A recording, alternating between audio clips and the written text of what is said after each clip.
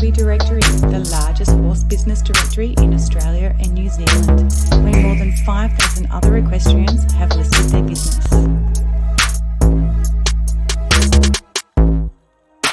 Become more rider-focused, improve your position, increase your effectiveness and stay motivated with Jacqui Van Montfrans from The Riders Coach, your online coach and mentor. Hello, I'm Yvette Montgomery and welcome to our new Dressage Test Dressage Diagrams webinar. I'm here with our special guest speaker, Jacqui Van Montfrans, and webinar coordinator, Amber McGoldrick. Thank you so much, ladies, for joining me on this wild ride and being here today. Firstly, I would like to introduce myself and my business. I'm the owner and creator of EquiDirectory, which is an online horse business directory and marketplace. I'm also the creator of the Dressage Test Diagram booklet for prep to advanced tests. Now I can truly say the response that I've received so far has been amazing. We have had well over 1,500 downloads. And so I'd just like to thank everybody that's downloaded the book. Next, I'll be working on the Para-Equestrian Rider test. When Equestrian Australia have finalised them, then I'll do the FEI test. I've also had a request to do the judges' version from their perspective. Next, I'd like to say a big thank you to the businesses and individuals who have supported the development of the e-dressage diagram ebook. You may have noticed some advertising throughout. These are the special sponsors that made the free ebook a reality. Some businesses have offered a special discount, so please show your support and click on the ads in the ebook and it will take you directly to their website. Next, I wanted to formally introduce to you our guest speaker, Jacqui Van Montfrans. Jacqui comes with experience accumulated over more than 35 years of training, competition, performance, education, both from home and abroad. Jacqui is an EA Level 2 dressage specialist, performance coach, coach educator, FEI rider and trainer, and Australian representative. She's also known as the Riders Coach. EquiDirectory is pleased and honoured to have Jacqui Van Montfrans here today as our special guest. So thank you and welcome, Jacqui. Hey, Yvette, thanks so much. And thanks for having me on board. I know what a massive task this has been for you. And yeah, just the e-dressage test book diagram, the webinar, all fantastic initiatives, the support you've had from your sponsors. It's really, really fantastic. We've got a lot of people on board today, judges, riders, coaches. So thank you all for joining us. I just think the number of downloads you've had already is testament to the fact you're providing an outstanding and much needed service. Just a quick shout out as well to Amber McGoldrick, our webinar coordinator and general solver of problems. I know you're sitting in there, Amber, nice and quietly, but you're, just making sure questions are answered and that people can get on without a hiccup and that we can get this event on the road. So thank you as well. Absolute labour of love. And both of you are a great give back to the sport. So thanks. Just a quick one. The information that we are sharing today is purely for information and doesn't constitute advice. But other than that, please sit back and enjoy, write some notes, some questions, and we will have a short question and answer session once we've completed talking about the prep to novice, and then we'll move on to talk through the rest of the levels and have another short Q&A session thereafter. But what I do also want to just mention at the outset is that today's discussions don't just target the competition rider. So some riders do train to compete. There are others using test riding to prove their training. Some are looking for a bit of motivation to their training or just to build the confidence around the test riding. Equally, we have coaches looking for ways to motivate riders and build training programs, whether that's at prep or high performance level. Also, from just discussions with judges, there seems to be so much interest now expressed by judges coming through the levels, wanting to broaden their own understanding of the training requirements. This in turn means, they can comment, more accurately and reflect horse and rider combination readiness for the next level. So I'd like to applaud that as well. In addition to going through the changes to the tests today, I'm going to be sharing some training insights so that it makes it a little more relevant.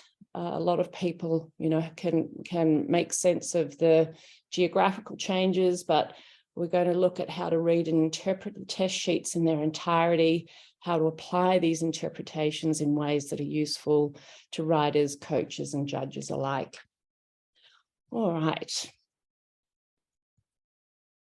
So we've got, just as a quick overview, we're going to be talking about how the changes to the test movements are made, the geographical changes, changes to verbiage and purpose, why the changes have been made.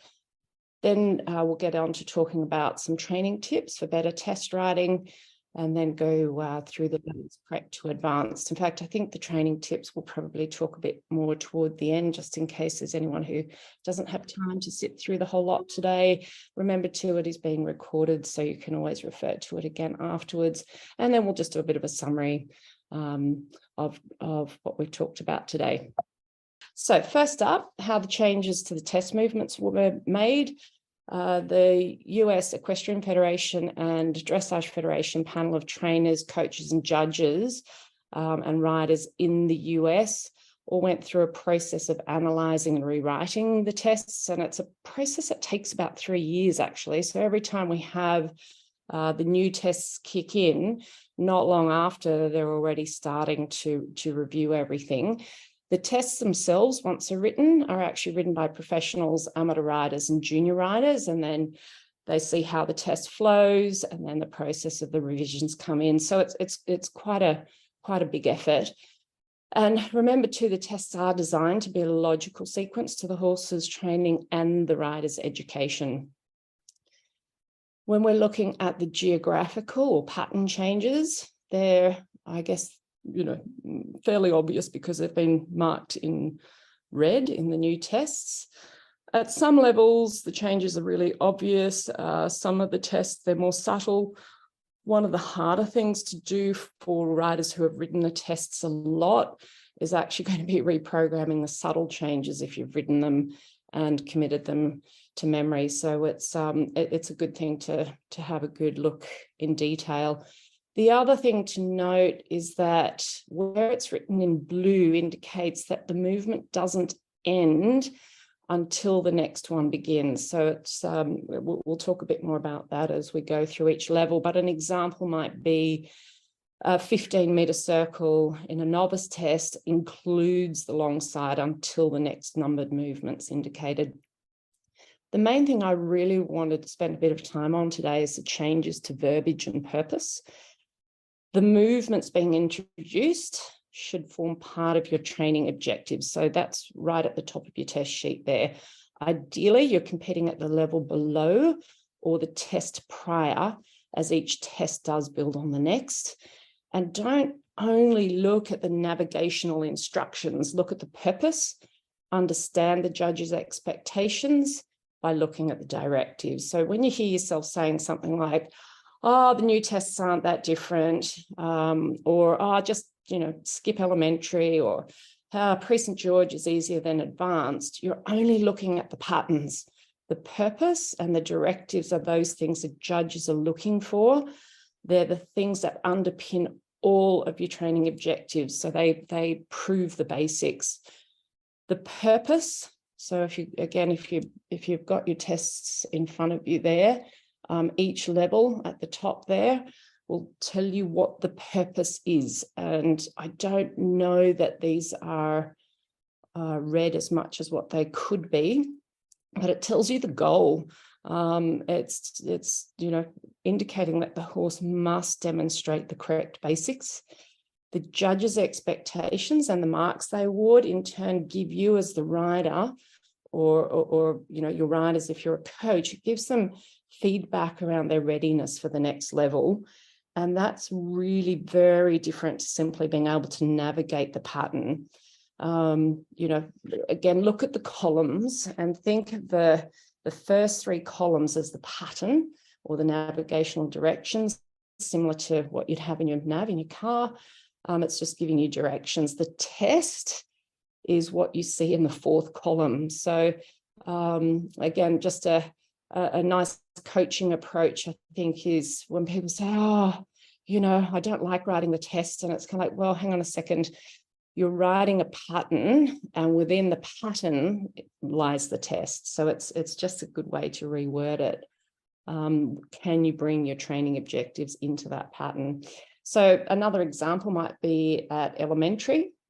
It proves that the horse and rider have the coordination and timing to develop the straightness and collection required to perform a flying change and a half pass. So in other words, medium readiness. Now, it doesn't mean Grand Prix collection. It just means enough through the simple changes to show that a flying change is possible and your half passes are possible.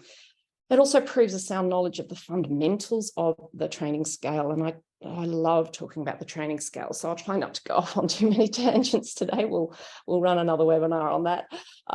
If your horse loses the ability to maintain rhythm, suppleness and relaxation of the back, and acceptance of the contact, for example, throughout your counter canter or your simple changes, it points to a training issue. It doesn't point to an issue with the test. So yeah, use the movements that are being introduced at the next level to form a conversation with your coach about your readiness to begin learning these things. Equally, coaches, you're able to assist your riders formulate training and outcomes and competition plans using these tests. It also shows the ability to confirm, or by you showing the ability to confirm the purpose, achieve the directives, and ride with accuracy. So that's the pattern. That's where you enhance your collective marks as well. That's another good one to sit with, is having a read of what the collective marks are actually asking for. So as to why these changes are made, that's what we'll talk about now at each level, and discuss a bit about what and why the changes were made, how the changes point to the training progression of the horse and rider, and so on. All right, so we'll start with prep. I don't know if you can have a quick look if you've got the prep tests in front of you, but test number 1, or actually all of them have been reworked at prep level. First thing I'd really like you to have a look at is the purpose. So it says to introduce the rider and or the horse to the sport of dressage, confirming that they are beginning to develop an understanding of correct dressage basics. The horse should be ridden freely forward in a steady tempo and clear rhythm, accepting contact with the bit. An understanding of test accuracy and geometry should be demonstrated. Then it goes on to say what it introduces is your free walk, medium walk, working trot, and 20-meter circles, as well as a halt through walk. And then it goes on to give you some instructions, which are also quite handy from the directional side of things. So, for example, it says your turns from the center line to the long side to the center line should be ridden as half circles, touching the track at a point midway between the center line and the corner, and vice versa. So it's indicating the importance of balanced riding. Okay, then what you want to look at as you go to the next test is, right, is anything new being introduced? So if you scroll through to prep 2, it will say that there's, again, halts through walk. What I noticed when I read through the prep tests is that there's also a halt on entry as well as at the end of the test. So it's just making note of what the extra requirements might be, what the increased technical difficulty might be. From there, test 3, again, is anything new being introduced? This is the sort of thing you need to be asking yourself as a rider. What's being introduced? So here you have transitions in and out of canter are each being awarded a mark. Okay. When something like this appears in the test paper, it's like taking a highlighting pen and going, you need to take note of this because it's being awarded its own individual mark just for the transition. And then what is the transition proving? So the transition proves the quality of the pace. So that's a really good one to sit with as well. The other thing that the prep talks about a lot is showing the overtrack in the free walk. That's one of the underpinning basics around preserving or promoting the purity of the walk. And there's a lot about the walk as we go through the levels today. So the other thing to note is that once you're going into test 3, and once you're feeling that confidence and being awarded the marks, that's where it indicates your readiness for preliminary from a competition point of view. Training wise, you'd already like to be sitting at training preliminary whilst you're competing preparatory. Overall in prep, the loops and the serpentines have been removed, the halts executed through medium walk, and it can be ridden in either a 60 by 20 or a 40 by 20. So again, looking at the E-Dressage book, it's quite cool because the test diagrams on the bottom of the test sheet help with orientation of your circles in each size arena. It's really handy, particularly for working equitation, where they do use a lot of 40 by 20 meter arenas. It also states in the instructions light contact and correct geometry shown. The correct basics need to be shown. And then you'll note what we talked about before, the wording in blue indicates that the marks applied to the movement up until the next movement begins. All right.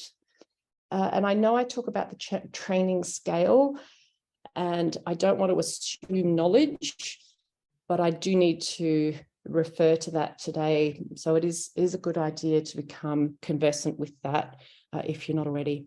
So, prep 3, here you've got C track right, and then the wording in blue, M to B working trot rising, means that the mark awarded includes that section of the test. So before, it could be argued that, you know, you're in a little bit of a gray zone of, well, which one does it belong to? I think it actually is particularly useful for judges as to what to apply something to. So if you've done, you know, you see track right, everything's gone swimmingly. Just as you come down the long side before B, there's a bit of a wobble. Where does that have to be reflected in the marks? Well, it has to be reflected in movement number 2, and movement number 3 doesn't begin until B. All right, so here we are into preliminary. I'll say again, note the purpose, the instructions, look at what is being introduced. All right, so purpose, confirm that the horse demonstrates correct basics, showing suppleness both laterally and longitudinally, is moving freely forward in a clear rhythm with a steady tempo, and readily accepting the contact with the bit. So there you have your 1, 2, and 3 in the training scale. Correct geometry and lines of travel should be shown. It introduces working trot, working canter, medium walk, free walk, and 20-meter circles in trot and canter. So test number 1. The main change here is in movement number 6, and it gives you a zone. So it's now between C and H instead of at C. In test number 2, there's no changes to the pattern. However, there are changes to the verbiage, and we'll talk about that in a moment. So although there aren't really so many geographical changes to test number 2, 1.2, it is actually a little longer than test number 1.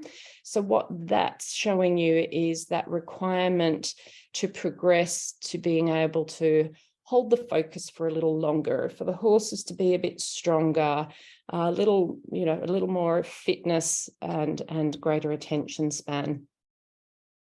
And then test number 3, it's been revised or reworked, and it's actually quite similar to a 2015 version because it includes a shallow loop at trot, and the diagram is added to the score sheet for clarification as well. So another handy training hint.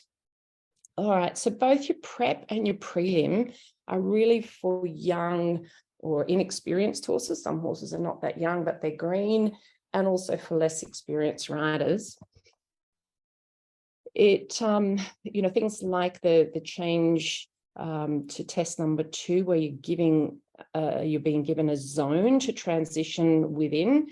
It's telling you, in your training, take the time to get the balance in the transition, develop the preparation into the transition.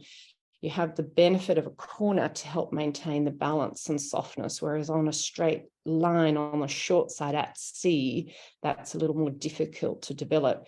It encourages the training of smooth rather than abrupt transitions, and it just gives the horse confidence. It allows them to feel a little more secure, and the relaxation of the back, the acceptance of the contact shows because of that.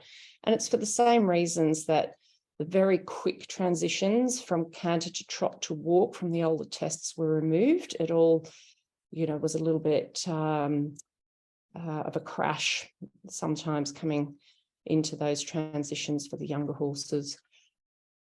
So test 3 does have these more significant changes. The 3-loop serpentine's been replaced with a 10-meter loop into X. The reason being that preparing for novice, it's important to be able to ride these lines, tracks and figures at trot, and it just allows both horse and rider to become familiar with the requirements in trot so that it can be progressed to canter. It also highlights the importance of training lines, tracks and figures at the trot first in general terms. Interestingly, the tests with the significant changes, from what I'm hearing, are actually a bit easier to learn for riders than the tests with minor ones. So just, as I said earlier in the introduction, do take care to note the small changes.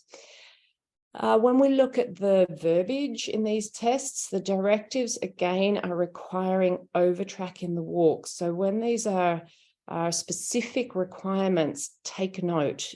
Promote this overtrack in the walk. It evidences so many things around the horse's basics. It's a fundamental, it must be developed in the training. You bend and balance in the corner after the canter to the trot transition. Again, it's evidencing effective aids. It's evidencing balance, suppleness, relaxation of the back, acceptance of the contact. The curved lines, they're telling you, use these in your training to develop better transitions. The final halt and salute needs to be a minimum of 3 seconds. Always a good idea just to practice 5. All right, so moving through to novice level. The first test, the length and the stride at canter, has been removed. The second test has the score for turning down the center line and the leg yielding. It's been combined. That numbers 3 and 5 have been combined, And the instruction now is to turn down the center line instead of a half circle. The reason again for this is encouraging better preparation, is establishing straightness before initiating any sideways movement, being able to evidence that the horse remains on the aids and that it will wait. But that straightening moment is key, that it's not this sweeping falling out through the shoulder to come across the school. Test number 3 has been reworked, meaning it is a new test.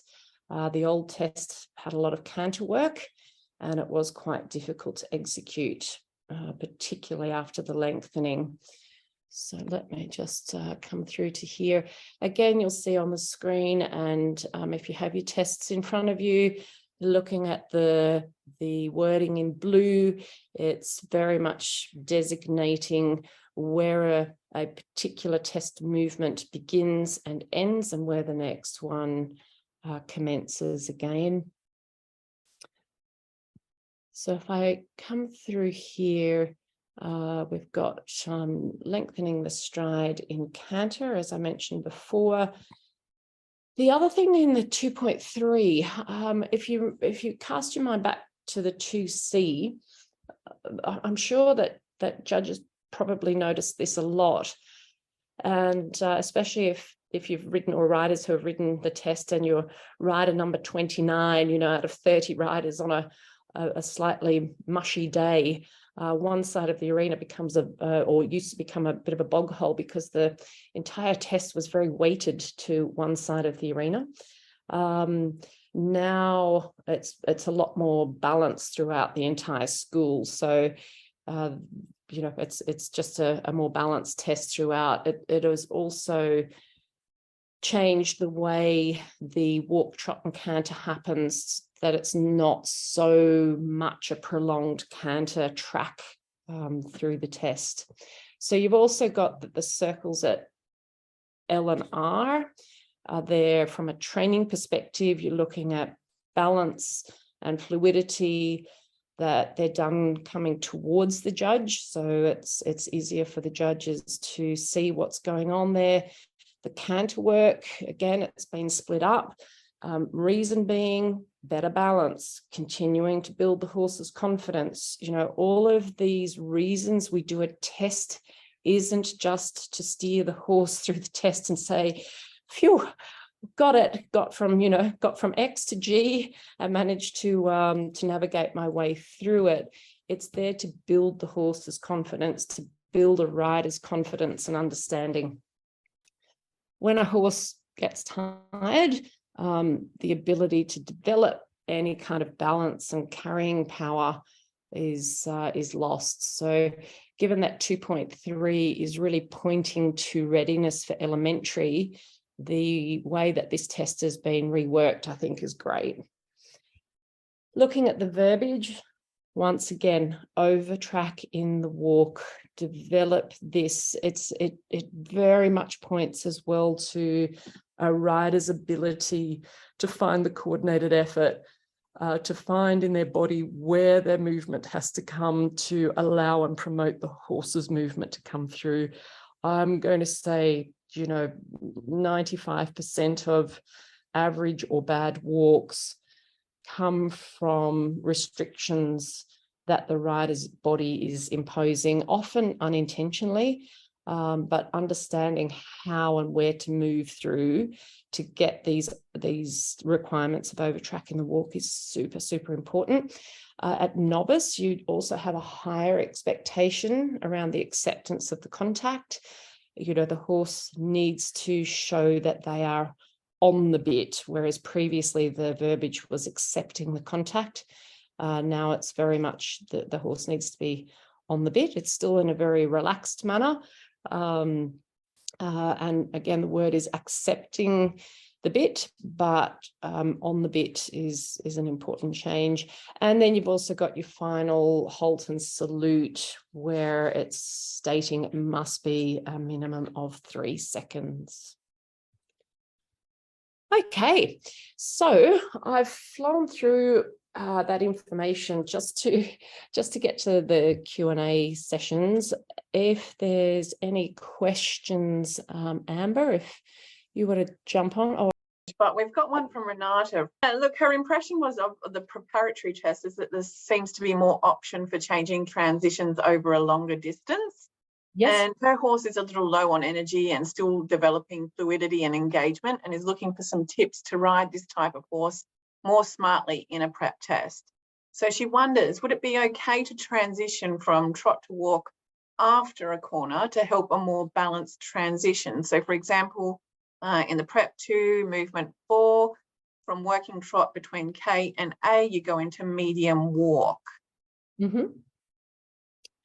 Yeah, so look, you know, that's quite a there could be quite a few things that I'd need to be more aware of, and all I would say is, again, choose your poison, or you know, what would I rather lose a mark for in that test situation on that day? If letting the horse transition a little later than what might be indicated in the test, you accept the fact that the judge can only judge what they see on the day, and they may give you the comment, smooth transition, however late, or, you know, after your marker. And instead of a 6, you're going to get a 5 or something along those lines. And you read the test afterwards and you say, happy days. That was my intention, was to get the transition smooth and forgo a little the accuracy. And then the next part of my training might be to sit with a 10-meter circle in that corner and do a few of those transitions on a 10 or 12-meter circle. If that's a little too tight, make it a 15-meter circle, that there's still a curved line for the horse to make that transition, and then start to expand that out until you can achieve that transition where it's required in the test. Jacqui, and she just had one last question. In the prep level, could you clarify what it means to halt through medium walk at X? Yes, absolutely. So where the prep tests are entering in trot, you're able to first transition to medium walk to then execute the halt from medium walk, instead of having to come directly from trot to a halt and the move off again. Become more rider focused, improve your position, increase your effectiveness and stay motivated with Jacqui Van Montfrans from the Riders Coach, your online coach and mentor.